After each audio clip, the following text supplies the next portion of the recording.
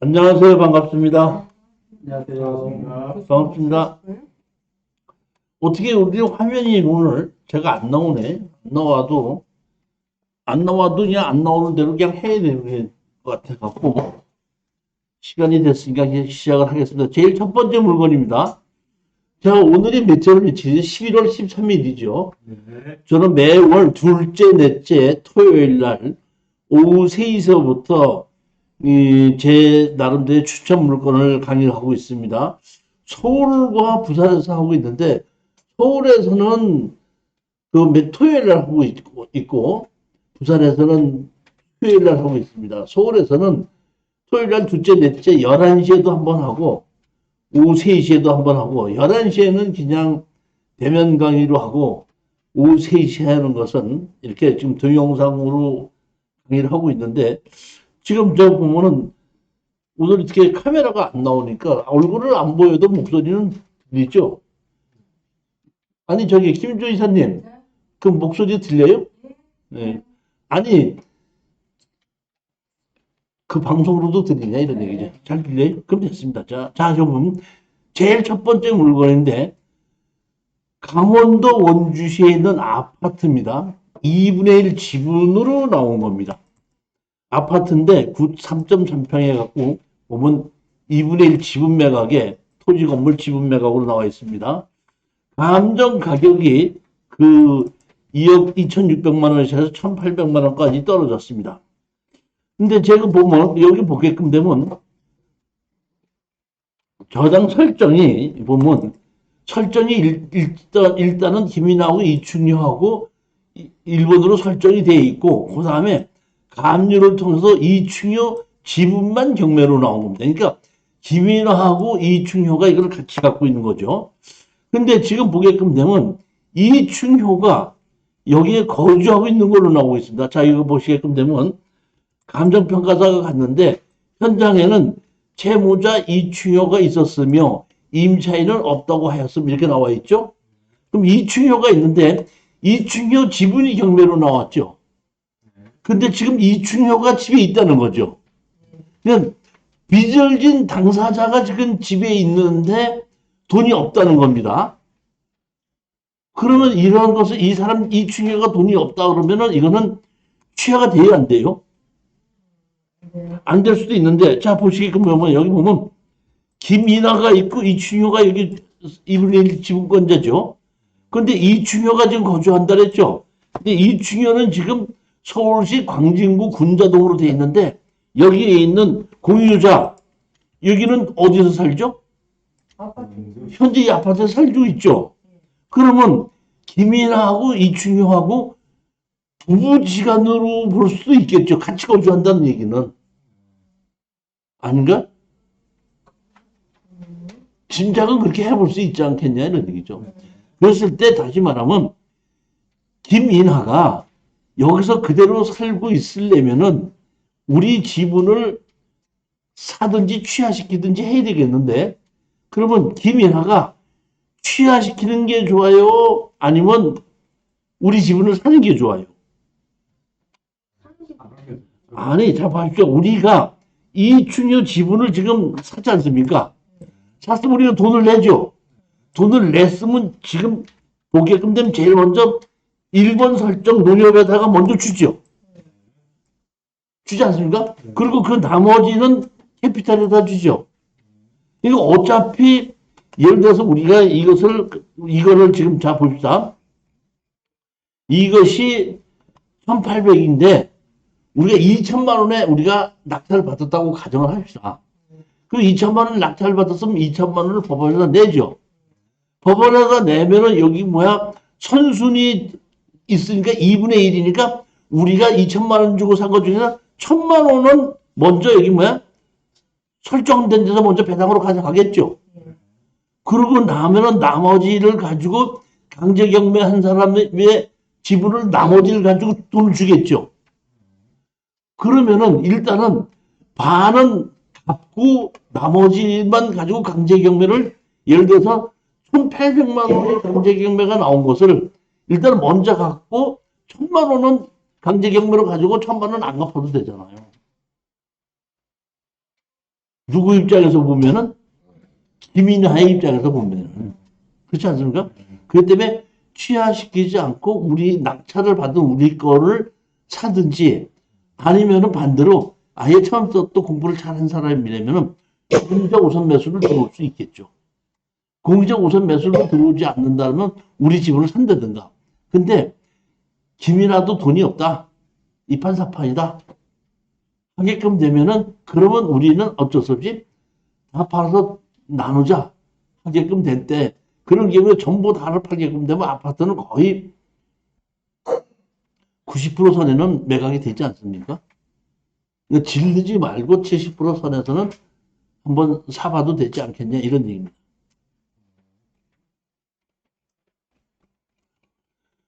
두 번째 물건을 보시겠습니다.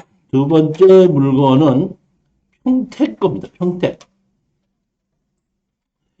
평택의 물건도 평택에 있는 땅이 계속해서 가격이 올라가기 때문에 평택의 물건도 70% 정도 떨어졌으면은 사서 제가 보기에는 파는데 거의 문제가 없다고 봅니다. 그러니까 70% 정도 선에 사서 85%나 90% 정도 선에서 팔고 나온다 이렇게 보면 되거든요. 왜요?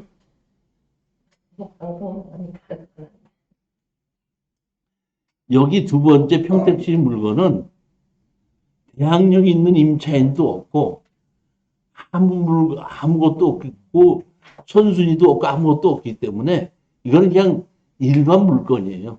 똑같은 겁니다. 그런데 제가 봤을 때 아무 문제가 없는데 자 보십시오. 저는 이것만을 보는 겁니다. 여기 지금 2억 6,700까지 떨어졌죠. 그런데 여기 감정가를 보게끔 되면은 감정 가격이 얼마나 하면은 토지가 지금 얼마? 3억 4천이죠.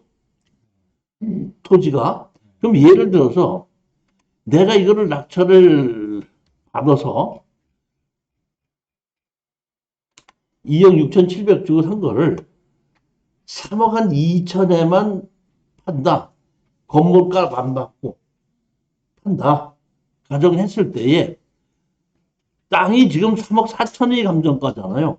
그러니까 땅 가격보다 좀 싸게 판다고 했을 때에 저는 팔릴 수 있다 이렇게 판단을 한다는 거예요. 그래서 다만 이게 왜 자치를 못하냐 하면은 여기 앞에 여기 도로가 있죠 이렇게 도로가 있는데 여기 집도 이렇게 보면 2층 집으로 깨끗하고 깔끔하고 괜찮거든요. 집도 쓸만한데 내가 땅이 감정가가 3억 4천인데 내가 이거를 뭐 2억 9천에 사갖고 땅 가격을 3억 2천에만 팔아달라고 하면 건물까지 끼워서 3억 2천에 팔아달라면 팔아줄 수 있는 공인중개사가 꽤 있을 것 같은데 약점이 무슨 약점이냐면 이런 약점이 있더라고요. 여기 보시게끔 되면 이렇게 계단이 이렇게 있어갖고 가운데 여기 보면은 난간이 있죠. 그러다 보니까 여기까지 도로는 넓은 것 같은데 자동차가 못 들어가는 거예요. 대문 앞까지. 그러한 약점은 있는 겁니다. 그렇지만 그렇다고 하더라도 지위 상태가 상당히 좋기 때문에 땅의 가격보다도 싸게 한 3억 2천 정도에 팔겠다고 했을 때는 팔고 빠져나오는데 별로 어렵지 않을 것이다. 이런 생각입니다.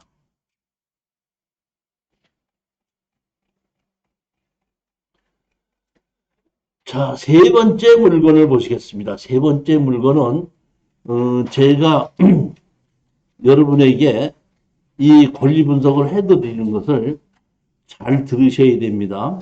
이건 조금 다른 물건하고 달리 조금 복잡합니다. 여기 보시게끔 되면은 토지 건물 일괄 매각으로 나와 있죠. 근데 이거는 겉에 나타나 있는 것이 그렇지만은 사실 보게끔 되면 여기 땅이 이렇게 돼 있거든요. 땅이 이렇게 돼 있는데 여기 집이 한 채가 있고 여기 집이 한 채가 있어요. 두 개. 근데 이 집은 매각이 되는 것이 맞습니다. 근데 이 뒤에 있는 집은 건축물 관리 대상이 없고 세입자만 있고 이거는 매각해서 제외되는 겁니다. 따라서 여기 보시게끔 되면은 여기 보면은 2억 1천에 시작이 돼서 얼마까지 떨어졌냐면 지금 1억 2,800까지 떨어졌는데 토지 건물 일괄 매각이라고 보시면 안 되고 건물이 두 개가 있는데 건물 한 개 매각, 토지 전체 매각 이렇게 보시면 됩니다. 그 다음에 뭐가 있냐면은 여기 또 하나 문제가 있는 것은 대항력이 있는 임차인이 한 명이 있습니다. 대항력이 있는 임차인이라고 보기보다는 대항력이 있는 전입자가 있습니다. 그 다음에 또 하나는 문제점이 여기 뭐가 있냐면은 이 땅에 들어가는 진입 도로가 여기 이렇게 보시다시피 현황 도로를 통해서 들어가는 것이지 지적주상 도로는 없다는 겁니다. 자, 이해가 가셨죠? 자, 제일 먼저 땅 하나에 건물이 몇 개다? 두 개가 있다. 그 중에 세입자가 있는데 세입자 중에 한 명은 뭐가 있다? 대항력이 있다. 근데 그 한 사람은 무허가 건물의 세입자다. 또 한 사람은 그냥 건축물 관리장이 있는 세입자다. 그 다음에 이 땅에 들어가는 데에 진입도로가 지적주상 도로가 없다. 지금 이것이 문제점입니다. 그러면 제일 먼저 현재 제 문제부터 하나씩 먼저 풀어보도록 하겠습니다. 제일 먼저 풀어야 될 것이 뭐냐면은 대항력 있는 여기 뭐야? 전입자가 있죠. 대항력 있는 전입자가 윤 누구죠? 윤 누구지 않습니까? 여기요? 그렇죠? 윤 누군데 여기에 보게끔 되면 자 보십시오. 요걸 한번 보십시오. 윤성은이랍니다. 윤성은은 임차인 박윤희의 점유 보조자로서 전입이 이렇게 돼 있죠. 그러면 여기 보면 임차인의 누구라 그랬죠? 박윤희, 희윤이라 그랬죠. 박희윤이가 여기 있죠. 다시 말하면 여기에 윤성은은 대항력은 있기는 하지만은 돈을 낸 전입자는 아니라는 얘기죠. 그러니까 세입자는 아니라는 얘기죠. 그러니까 여기 보면 박희훈이의 몸에 점유 보조자다 보니까 전입을 한 사람이지 돈을 낸 저기 뭐 전세금을 낸 사람은 아니라는 얘기예요. 전세금을 낸 사람이 아니면은 낙찰자에게다가 자기 돈 달라고 할 게 없죠. 자기가 돈 냈잖아. 그러니까 여기에 있는 대항력이 있는 뭐야? 이 윤 누구는 해결이 됐습니다. 자, 그 다음에 보게끔 되면 박 누가 있고 백 누구가 있죠. 박 누구는 자 보십시오. 보면은 매각에서 제외되는 어떤다? 제외되는 땅에 있고 전세권 설정 후 임대차 보호법 대상이 아니다 이렇게 돼 있죠. 전세권이 설정이 돼 있죠 여기요. 자 여기 보면 밑에 보면 저당이 있고 그 위에 전세권이 있죠.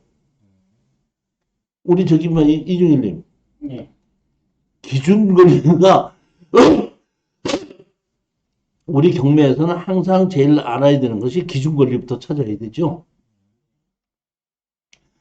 기준 권리가 여기 위에 보면 전세권이 있고 여기 밑에 저기 뭐 스피드 옥션에서는 저당권, 근저당권이 있죠. 근저당권이 기준 권리예요? 전세권이 기준 권리예요? 네? 기준 권리. 다시 말하면 압류, 가압류 설정이면은 그게 기준 권리입니다. 설정은 전세권을 설정했든지 근저당을 설정했든지 일반 저당을 설정했든지 제가 알고 있기로는 그게 기준 권리입니다. 가장 앞선 압류, 가압류, 뭐야? 설정. 제가 보기엔 전세권도 제가 보기엔 이거는 어떤다? 기준 권리를 저는 봅니다. 자, 근데 여기 보면 전세권을 설정했고 그 밑에 있기 때문에 여기에 보게끔 되면 날짜가 여기 보면은 전세권을 인수한다고 해놨죠.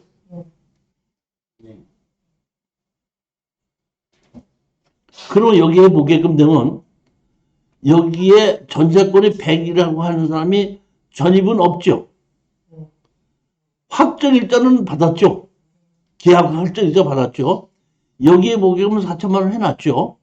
근데 자 보십시오. 뭐라고 해놨나 보십시오.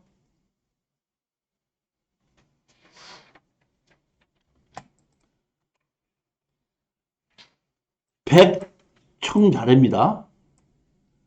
최선순위 전세권자이며 임차인으로서의 지위에 기하고 배당을 요구한 것이고 전세권자로서의 지위에 기하여 배당 요구를 한 것이 아니므로 매도인이 보증금 전액을 인수함.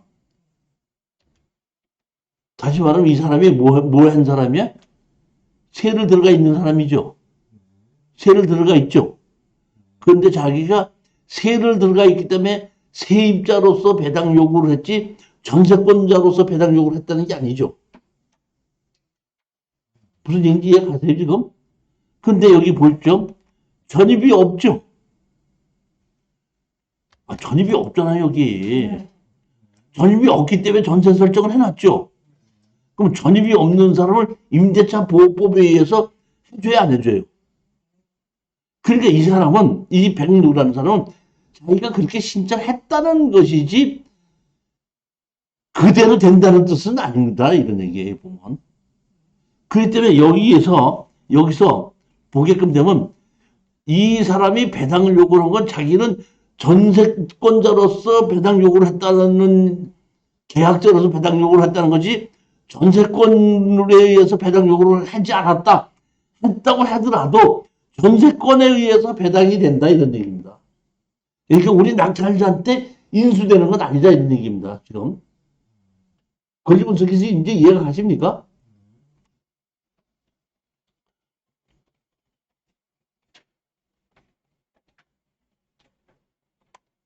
매각 물건 명세서도 아니, 자 보십시오. 이제 이런 거예요. 이게 지금 무슨 얘기냐면 이겁니다, 지금. 잠깐만 설명드릴게요. 이게 지금 사건 번호가 몇 번이죠? 5874. 예? 587. 2020에? 예, 587. 587 44. 4 4. 4. 여기 보시면 이제 요 물건인데, 제가 이걸 어디서 찾아냈냐면 여기서 찾아낸 겁니다. 자, 보십시오. 여기 보면 물건 명세서 있죠? 물건 명세서 여기 나와 있는데, 물건 명세서 보게끔 되면, 이 사건의 경매 대상 건물이 아닌 동일상에 별채된 임차인이라 되어 있고, 박청자는 최순위 전세권자이며 임차인으로서의 지위에 기하여 배당 요구를 한 것이고 전세권자로서의 지위에 기하여 배당 요구를 한 것이 아니므로 매수인에게 보증금 전액을 인수함 이렇게 되어 있죠. 자 보십시다. 이 사건은 경매가 진행이 될 때 경매 관계자가 어떤다? 신청을 하는 거죠. 예를 들어 보겠습니다. 우리 정일 씨가 살고 있는 집이 경매로 나왔는데 나하고는 아무 관계가 없어요. 근데 내가 가서 정일 씨 집에다가 유치권 있으면 하고 나 유치권 어디 하고 유치권 있으면 하고 신청해줘. 네. 그럼 신청을 했기 때문에 이렇게 올라가요. 그 유치권이 인정이 된다는 안 된다는 나중에 따지는 얘기고 일단 신청을 했으면 논란이 난다 이런 얘기야. 그렇게 올려놨다는 얘기지 이대로 된다는 얘기가 아니야. 그런 식으로 여기에 있는 전입자가 세를 들어가는 사람으로서 어떡한다? 배당 요구를 했다. 그런데 임대차 보호법에 의해서 배당을 주죠. 근데 전입을 했고 실질적으로 거주를 하고 전입을 해야지 되죠. 근데 전입을 했어 안 했어요? 근데 자기가 배당 요구를 했다고 해서 무조건 배당 줘요? 전입도 안 했는데?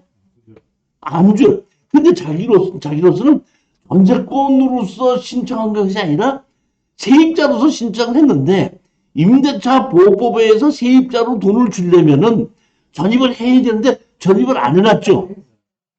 그러니까 자기가 그렇게 신청했다는 얘기지 그대로 인정된다는 얘기도 아니고 여기서 전세권을 인수한다는 것은 맞지가 않는 얘기다 이런 얘기예요. 이해가 가셨습니까?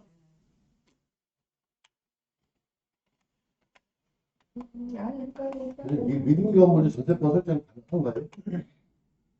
예? 미등기 건물이 임차인인데 전세권 설정 아니, 그 위에 거는 미등기 인천이고, 밑에 거는 이제 정식으로 한 건데, 하지 말하면, 미등기 건물인지 아니든지 상관하지 않고, 전입을 했으면은 무조건 무허가 건물이 됐든지, 미등기 건물이 됐든지, 무조건 임대차 보호법 적용을 받습니다. 전입을 하고, 뭘 했으면은, 거주하고 있으면.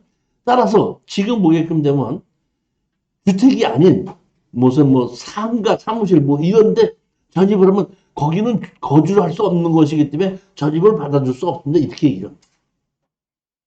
근데 저 받았을 때 전세권이 없어지겠습니까, 저게? 그 소멸 기준이 지금 밑에 걸로 배당권으로 잡혀. 아니, 이거는 배당을 하면서, 전세권으로 배당을 하면서 말소가 되는 거죠. 무슨 선순인데 지금 저거는 언제? 선순이 먼저 배당을 주잖아요. 근데 전세권으로 배당 요청을 안 했기 때문에 배당을 안 주잖아요. 아이, 왜 안 줘요? 안 주기는. 거지. 등기부등본에 인증서 했으면 다 주는 거지. 그러면 그거 안 준다는 게 그 말이 되는 겁니까? 주는 거죠. 뭐.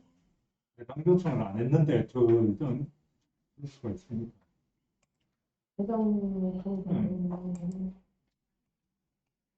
근데 이 사람이 확정일자 받았다는 거는 동사부터 신고 안 했다는 거로 이해를 해야 되나? 전입을 하지 않았다는 얘기는 그러니까 계약서로 계약만 했다는 얘기지 확정일자를 받았다는 얘기지 전입을 안 했잖아요. 전입은 안 한 걸로 돼 있잖아요, 지금. 확정일자 신고는 동사부터 아니면 등기소 했는데 아니, 계약을 했잖아요. 계약을 하고 계약서만 갖다 주면 확정일자는 주는 거야. 계약한 거 하고. 그러면 계약을 했으면 확정일자를 받았으면 전입을 자기가 그걸로 해야지 계약력이 생기는 건데 계약서 갖다 줘 확정일자 받았는데 전입을 하지 않았으니까 임대차 보호법상 주택임대차 보호법상 계약력은 안 생긴 거죠.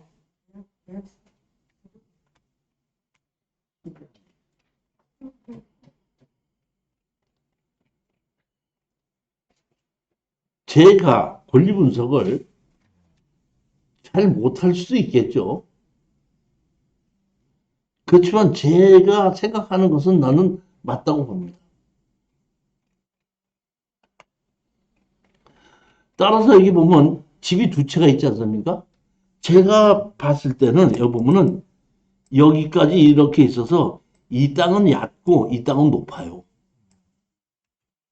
자체가.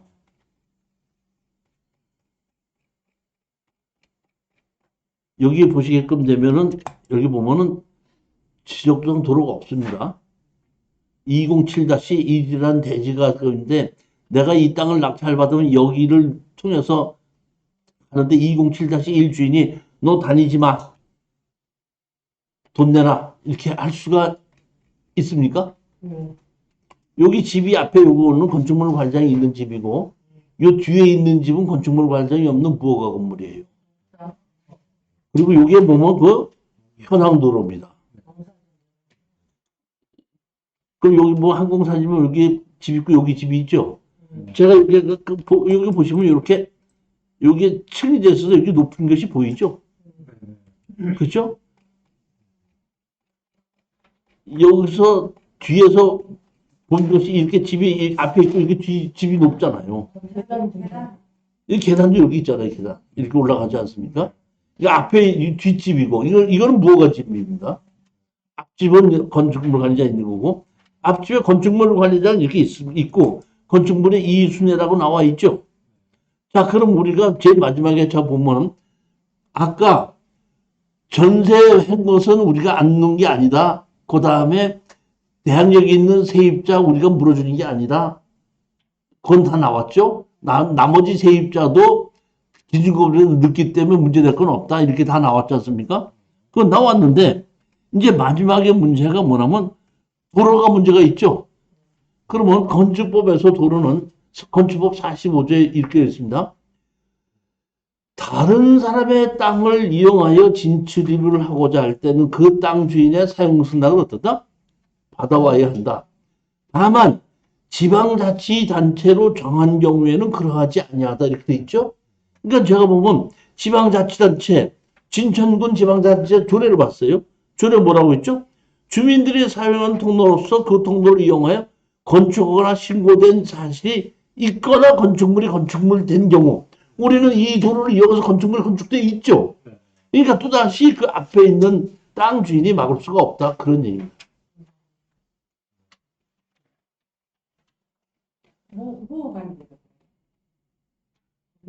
맞잖아요.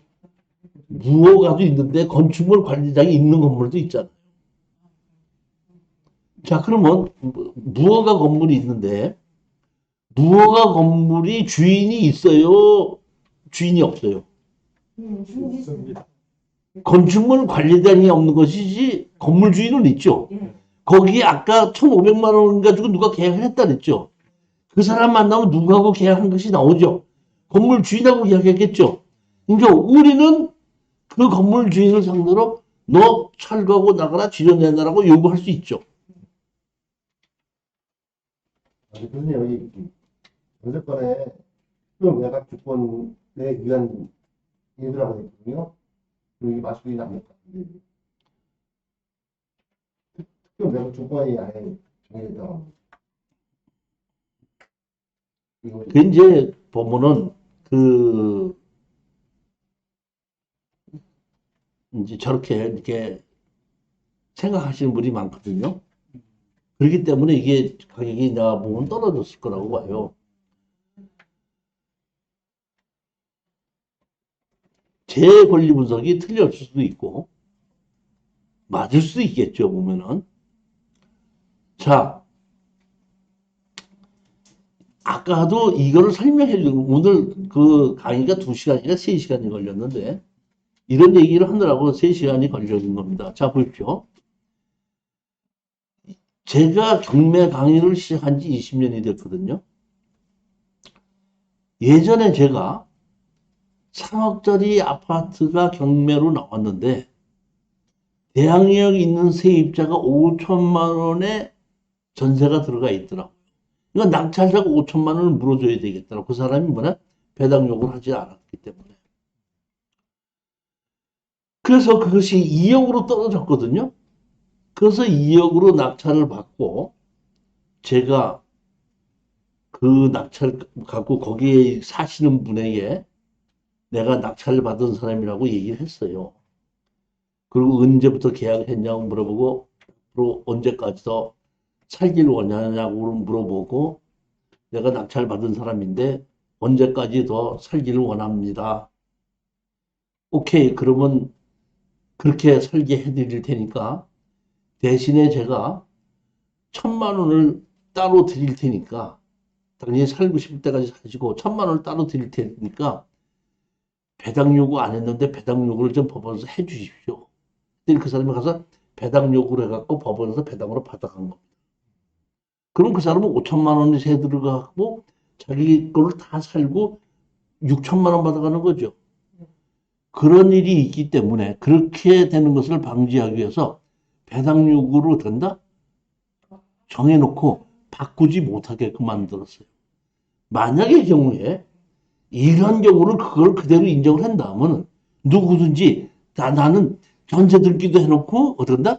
전세 세입금 빨리 해놓고 내가 배당 요구도 해서 배당으로도 받고 전세권으로도 받고 그게 말이 된다고 생각하십니까?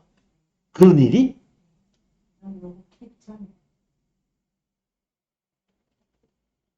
다시 말해 이중으로 받을 수 없다 이런 얘기예요. 이중으로.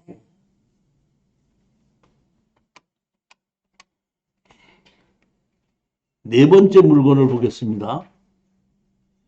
경상북도 경주시 단독주택으로 나와 있는데 제가 보니까 보문단지 안에 있는 펜션입니다. 토지 건물 전체 매각으로 나와 있고 여기 보게끔 되면 감정 가격이 3억 5,800에 시작해서 1억 2,200까지 떨어졌습니다. 상당히 많이 떨어진 거죠.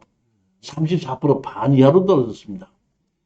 여기 보면은 돈을 빌려준 곳이 여기 보면 무슨 셈인 것 같은데 3억 9천을 제가 보기엔 설정을 해줬죠. 최소한도 제가 보기에는 3억 정도는 대출을 해줬겠죠. 그럼 여기서 대출을 해줄 때에 안 갚으면 경매로 내놓는다는 생각을 하고 돈을 빌려줬겠죠. 그러니까 최소한도 3억 정도는 가치가 있다고 생각하고 돈을 빌려준 거죠. 근데 얼마까지 떨어졌어요? 1억 2,200까지 떨어졌죠. 왜 이렇게 떨어졌는가? 저 봤더니 이런 일이 일어났더라고요.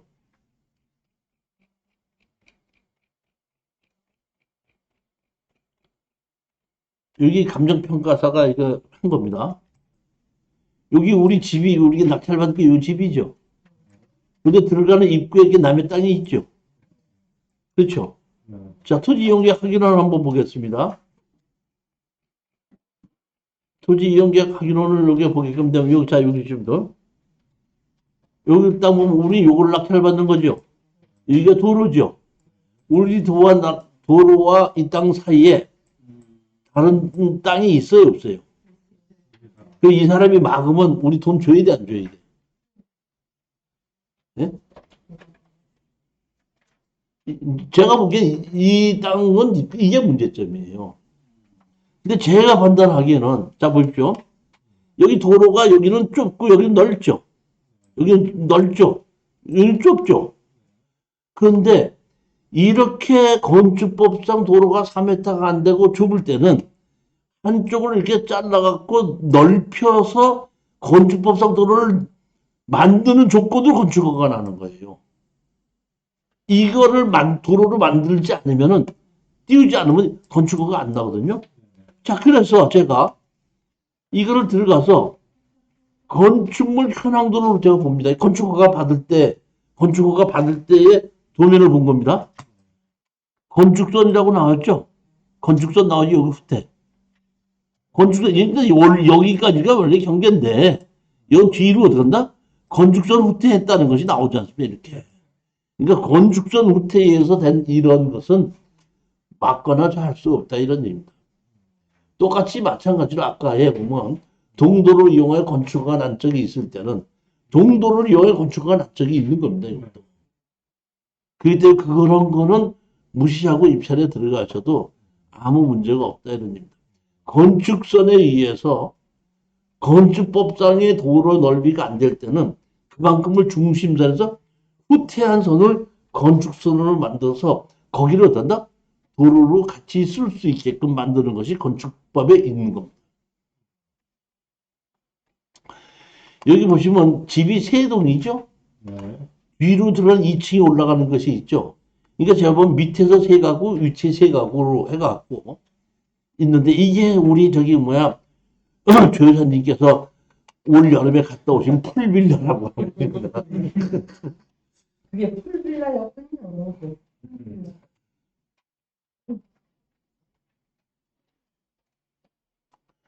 다섯 번째 물건을 보겠습니다. 전라남도 진도입니다. 진도에 누가 살죠? 인도계. 진돗개도 사는데 송가인도 살잖아. 송가인이 몰라요? 사실 송가인가 진도였잖아요. 그럼 진도잖아. 그래갖고 진도가 지금 뭐 보면 송가인 사는 집 해갖고 거기 관광코스들 되잖아. 지금 보면 거기에 잡으면 땅이 126평이고 건물이 30평이고 제주의 건물이 20평이었습니다.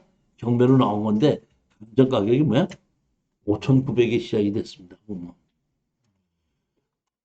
집 상태도 상당히 제가 보기에는 좋습니다. 채무자 점유죠. 강제경매는 5천만 원입니다. 강제경매 5천만 원.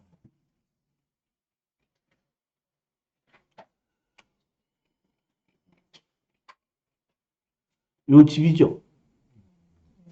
요 집인데 보게끔 되면은 여기 깃발이 3개 있죠. 이 깃발이 3개 있잖아요. 이렇게. 이건 무슨 깃발이야? 네? 점집이죠. 그러니까 여기를 가서 낙찰받기 전에 가서 이 집을 얼마의 경매가 될 것 같습니까? 한번 물어보시고, 맞추나 틀리나 한번 보고, 그 사람이 얼마에 될 것 같다는 가격에 입찰에 들어가면 딱 맞을 것 같아. 근데 제가 보기에는 집 상태가 상당히 좋죠. 좋고, 여기 보면 나중에 덧대는 것이 있죠. 있는데, 집만 좋은 것뿐만이 아니라, 제가 봤더니 또 좋은 게 있더라고. 여기 보면 계획관리 지역이 요 땅이죠. 요 땅이 있는데, 여기 옆에 땅이 있죠. 1114. 근데, 1114번지에는 집이 없더라고요. 빈터예요? 예? 빈터예요? 빈터. 빈터잖아요, 이게요. 그러다 보니까 이 집 마당이 엄청나게 넓은 거야. 그러니까 여기 보면 당분간 여기다가 집을 짓지 않는다 그러면은 이 마당을 이 집에서 그냥 쓸 수 있는 거거든요. 그래갖고 어쩐다? 이쪽으로도 도로가 있고 이쪽으로도 도로가 있고 마당이 아주 넓어갖고 여기를 저기 나가보기에는 전보로 오는 사람이 여기 주차시키는 것 같아. 그래서 아주 내가 보기에는 상당히 좋더라고요, 보면. 그래서 이거는 그리고 그 진도가 지금 이렇게 어쩐다? 좀 바닷가 쪽으로 또 가깝죠. 송가인이 집하고는 얼마나 먼지 가까운지는 모르겠습니다만 제가 보기에는 이런 정도의 이런 집은 사서 집 상태도 괜찮기 때문에 한 감정가대로 6천만 원 이상 정도는 받고 팔고 나오는 데는 아무 문제가 없다. 저는 그렇게 아주 판단합니다.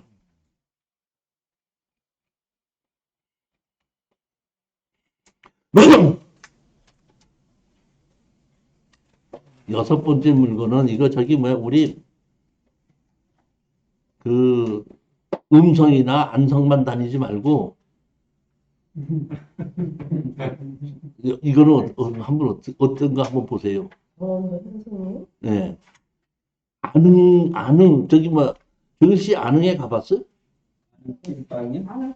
안흥 찐빵 만드는데요. 그 동네 그 동네. 안흥 찐빵 보면. 예? 근데 여기 보면 제가 보면 이게 좋은 게 뭐가 좋냐면 여기 보면 땅이 1180평이죠. 근데 보면 여기 보면 대지가 253평이니까 약 한 200평 조금 넘고 지목이 전이 980평이죠. 근 1000평 가까이 되는 건데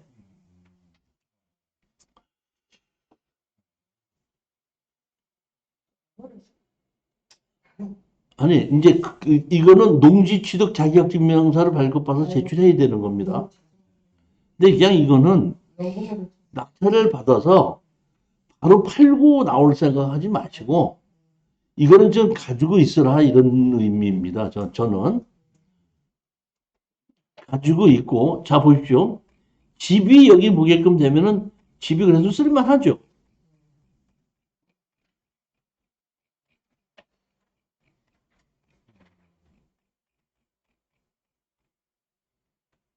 집이 그래도 쓸만하죠. 제가 판단하기에는 이 땅에다가 조금 경사가 약간 진 것 같은데 정리를 딱 하고 제가 사실 엊그저께 부산에 갔다가 부산에서 동아대 교수하고 저기 뭐야 회 한 접시 소주 한 잔을 먹었거든요. 그분이 이제 조경학과 교수님이시구만. 초등학교 교수님인데 이제 5월 달인가 6월 달에 작년 퇴임하셨다고 그러더라고요. 자기는 이런 땅을 좀 사갖고 제일 하고 싶은 게 뭐냐 그랬더니 이런 땅 사갖고 딱 터 만들어 놓으면은 자기가 5,000원이면 단풍나무 이렇게 심는데 5,000원이면 실어 놓을 수 있대. 5년만 지나면 5만 원씩 판대. 조경학과 교수가 하는 얘기야. 그래서 저는 보면 이런 땅은 그런 식으로 만들어 놓고 또 이제 우리 1년에 한 번씩 한 달에 한두 번씩 가서 쉬면서 또 우리 조 여사님은 연금도 신청하면서 단풍나무도 기르면서 한 번씩 쉬면서 그런데 저는 농지적 받는 땅은요, 네. 아무로 안 된대요. 그런데 가시서는 시세는 누가 그런 얘기를 해요? 나무는 안 아니, 된대요. 농지증을 받는 거하고 과일나무 심는 거하고 무슨 상관이 있습니까? 그건 안 돼. 이런 조격수는 안 된다. 누가 그래요? 전답 과소는 무조건 다 농지증이 필요한데, 예? 아니, 누가 그런 소리를 해? 진짜 뭐 아무 문제가 없고, 내가 예전에도 한 5년 전에도 우리 수강생이 이제 낙찰을 받았는데, 뭘 좀 심어놔야 되겠다고 하길래, 내가 뭘 좀 심을까? 그때 그 당시에 우리 가평에서 오시는 분이 있었거든요. 뭐를 심으려니 했더니, 교수님, 우리 가평에도 이제는 사과가 되는데, 사과나무는 돈이 되니까 사과나무 심으세요. 그랬고, 그때 5천 원씩 주고 사과나무를 심었었어요. 그래, 나 그분이 그러더라고. 교수님, 사과나무 다 심어놨으니까요. 교수님 와서 보시고, 그 돈 좀 주라고 얘기하세요. 그러더라고. 알았어. 그런데 한번 가서 볼게 하고 가봤더니, 사과나무 심으는 게 아니라 회초리 하나 심고만. 근데 그것이 5년 후가 되면 사과가 열리고 돈이 된다는 거야. 실수는 되는데 영원수는 안 된대요. 얘기하면 다 나무 다 심어주고 다 해줘. 그럼, 아, 돈만 같이요. 벌써 아니면 더 좋은 것은 연산원 같은 거는 한 300원, 500원 이렇게 심어 주거든요. 그러고 나서 한 3, 4년 지나면 한 3천에서 한 5천 원 정도 받아요. 연산원 같은 거. 근데 나는 그런 것만 있는 줄 알았더니,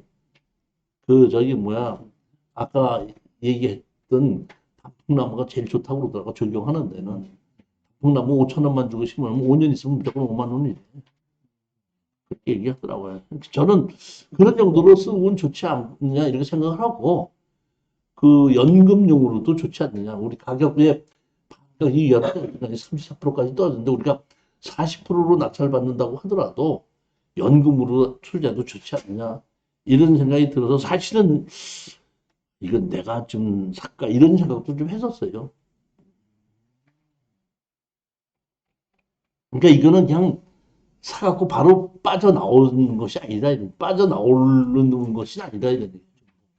그런데 제가 이것이 좋다는 얘기는 땅이 좋다는 얘기가 아니고 집이 좋다는 얘기가 아니라 뭐가 좋다냐면 가격이 많이 떨어져서 좋다는 겁니다. 가격이 많이 떨어져서 좋다는 거예요. 그러니까 다시 말하면 2억 8천짜리가 9,600까지 떨어졌으니까 거의 한 1억 9천이 떨어졌잖아요. 가격이 떨어졌으니까 좋다는 걸 가지고 가서 또 질러서 낙찰받는 사람이 꼭 있어요. 뭐.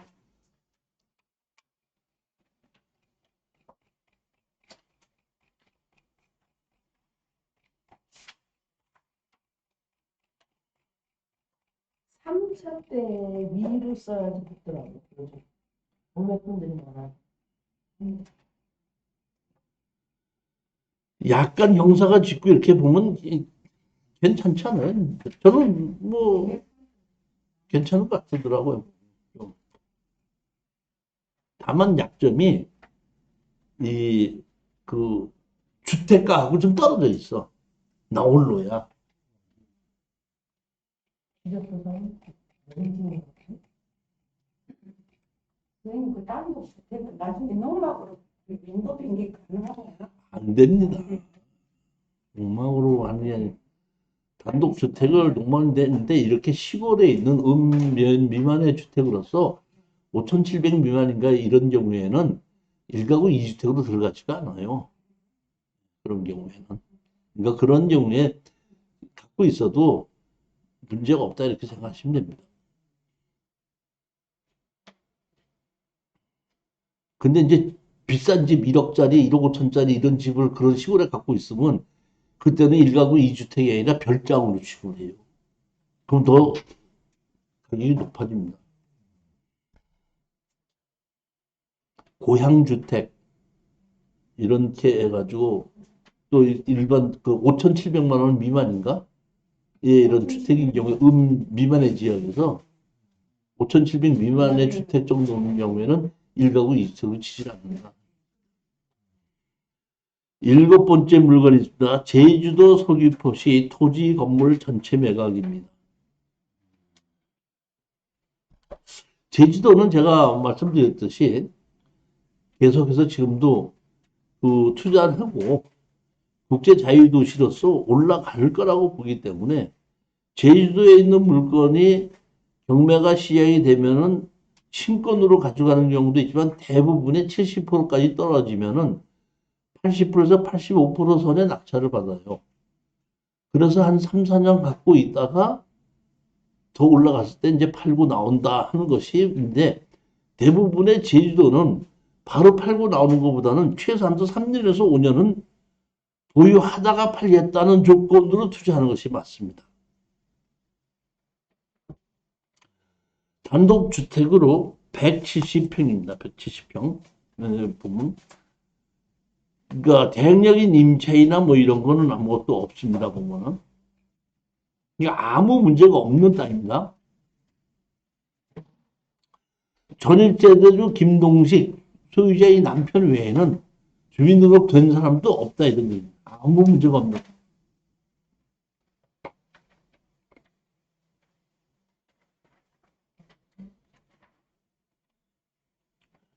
이렇게 된 땅에 집이 있는데 제가 보기엔 이렇게 좀 빌려줄 수 있는 집이 아닌가 싶어요. 보면은 여기 보면 이렇게 보면 1층하고 2층 이렇게 돼 있잖아요.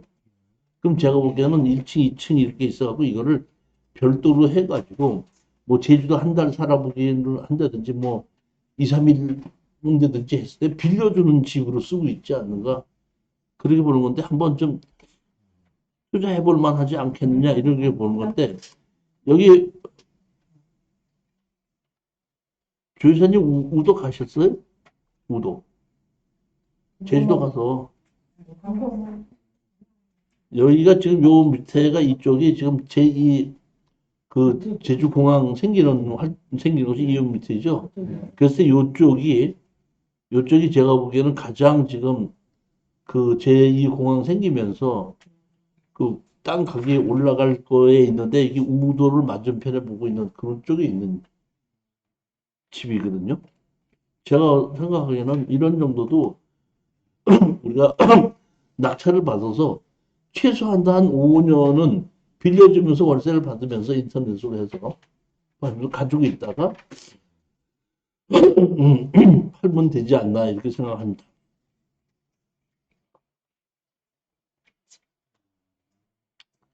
광고 한번 할게요. 우리 저기 종인 씨가 지금 저하고 강의 들은 지 얼마나 됐죠? 몇 년 됐죠? 예? 몇 년 됐죠? 10여 년? 네? 몇 년? 네. 음, 한 3, 4년 됐죠? 네. 제가 이제 말씀을 드릴게요. 저는 이 경매 강의를 한 지가 한 20년이 됐습니다. 20년이 되고 이제 한 6, 7년 전서부터 제가 이 추천 물건 강의를 하고 있거든요. 제일 제가 이 강의를, 경매 강의를 하면서 했던 게 무슨 얘기냐면은 처음에 이 경매 강의를 할 때 제가 석사 과정에서 공부하는 것처럼 일주일에 2번, 월수나 화목, 그리고 저녁 7시부터 10시까지 해서 3시간 동안을 약 2개월에서 3개월 정도 사이에 처음서부터 권리분석서부터 임대차 보호법서부터 이런 것을 다 강의했습니다.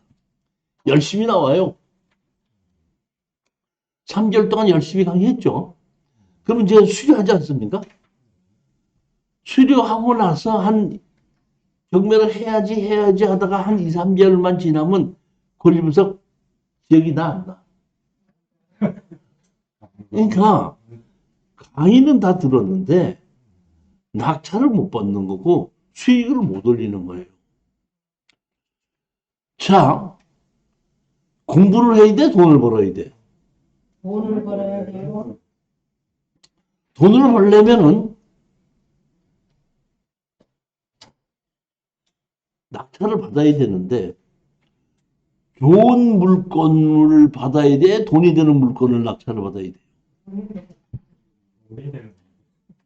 그런데 돈이 되는 물건을 받아야 된다고 머릿속에는 생각하면서 대부분 돈이 되는 물건은 좋은 물건이 돈이 된다고 생각합니다. 예를 들어 볼게요.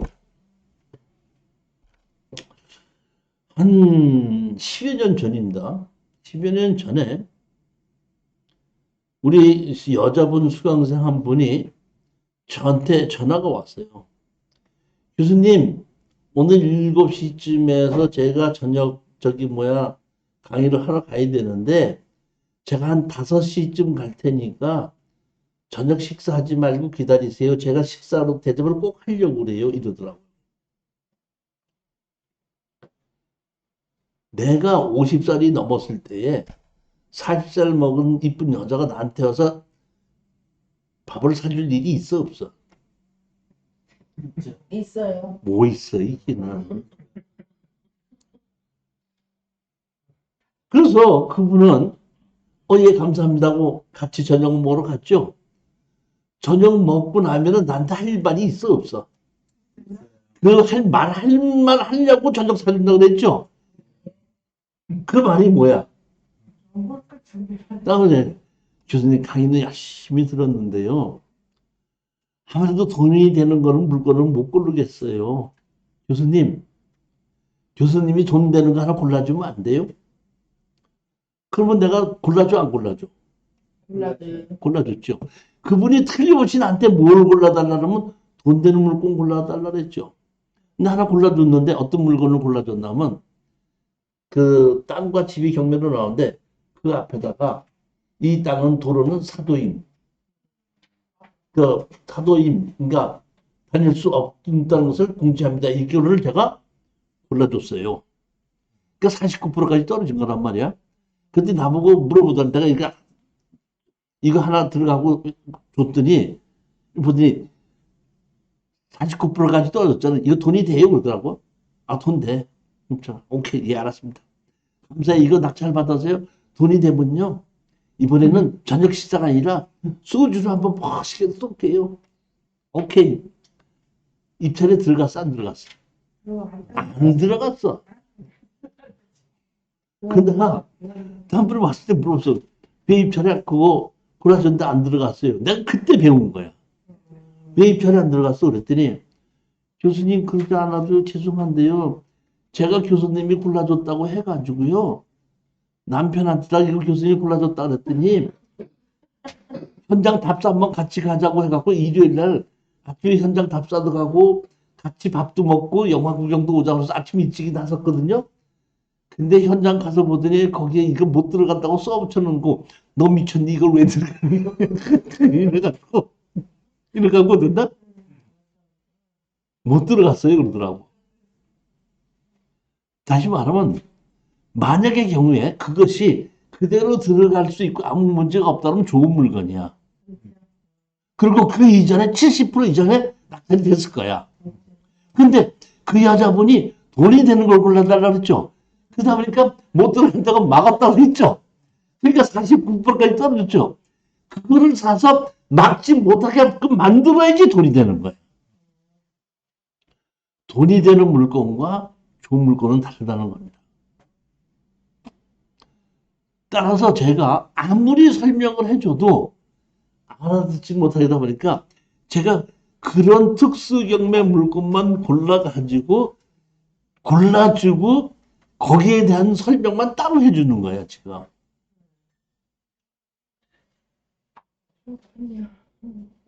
그렇기 때문에 그렇게 무언가를 해결해야지 팔 수 있는 것이 그게 뭐예요?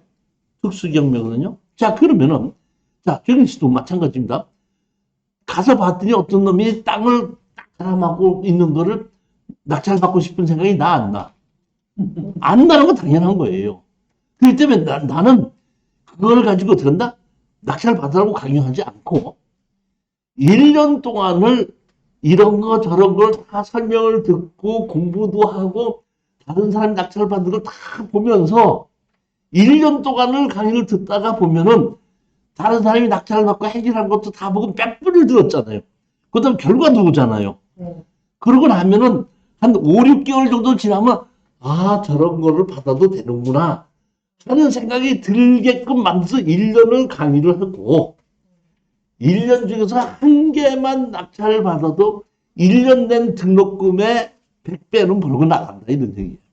다시 말하면 여기서 제가 이 경매의 권리 분석을 해주는 것은 반드시 입찰에 들어가라는 얘기가 아니라 내가 권리 분석하는 것을 잊어먹지 않고 공부를 계속 하라 이런 얘기예요. 그것만 해도 1년 동안 저한테다가 강의 듣는 걸로만 따져도 120만 원이 아까운 건 아닙니다. 매월 둘째, 넷째 토요일 날 오전 11시와 오후 11시부터 오후 1시까지 시간은 그렇게 잡아놨는데 지금 하다 보니까 거의 2시간 반 걸리더라고요. 오후 3시서부터 5시까지인데 거의 5시간 반 걸리더라고요. 한 번에 제가 32개씩을 골라서 이 권리 분석을 해주기 때문에 아까도 제가 권리 분석을 쭉 해드렸잖아요. 입찰을 들어가는 것이 아니라 권리 분석에 대한 것을 제가 해드렸으니까 공부하는 차원에서도 권리 분석을 들었기 때문에 잊어먹지 않고 경매를 계속해서 진행할 수 있다. 그런 뜻으로 보시면 됩니다.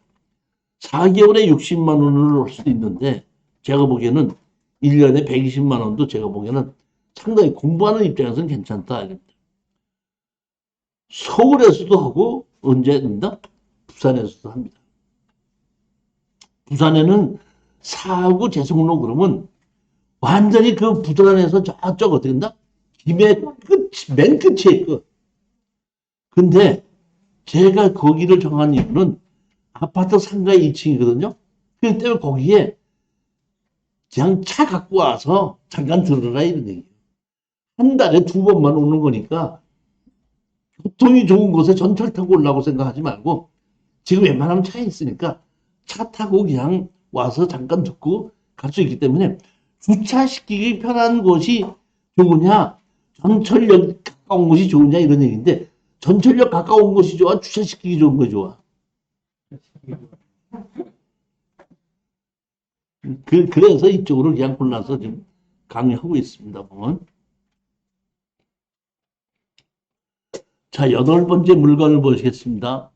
제주도 서귀포시 토지 건물 전체 매각이고 대항력 있는 임차인이 한 분이 있기는 한데 이 분이 연차임으로 250만 원을 내고 있다 이렇게 되어 있습니다. 보면 여기 보면 뭐라고 되어 있죠?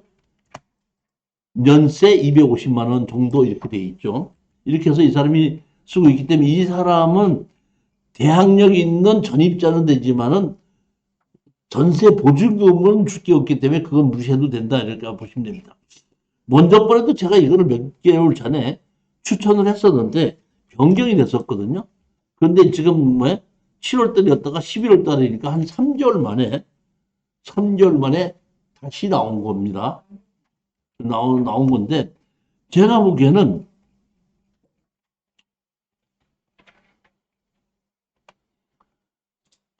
여기 옆에 있는 도로는 국경유 토지가 아니라 사유 토지라고 그랬죠. 사유 도로 땅 주인이 도로 주인이 개인이라고 해도 문제될 거 없습니다.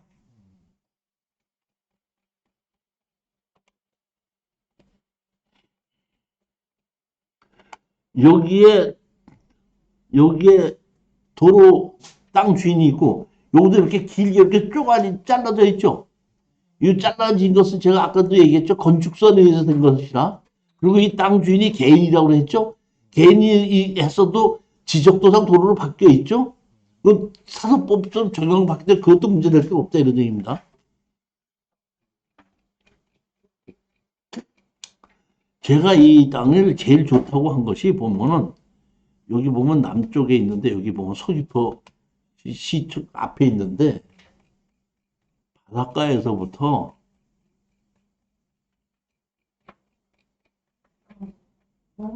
66m야. 50대 66m죠. 이제는 만나서 괜찮겠네. 상관 없지 아, 않네. 좋아요. 여기 좋은 땅이에요. 상관 없지 않네. 네, 좋은 겁니다. 이거 상당히 좋은 겁니다.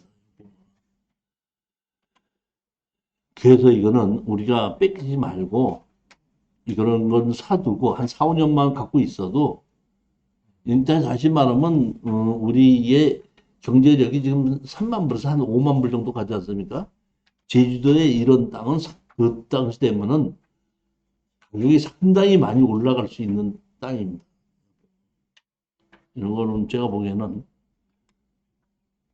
투자를 해두는 것이 맞다 이렇게 봅니다.